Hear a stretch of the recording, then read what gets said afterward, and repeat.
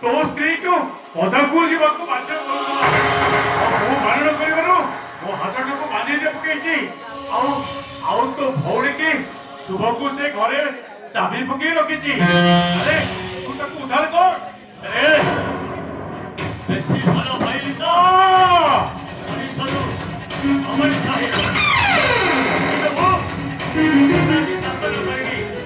शासन करी अमनीषरू मनीष करदेवी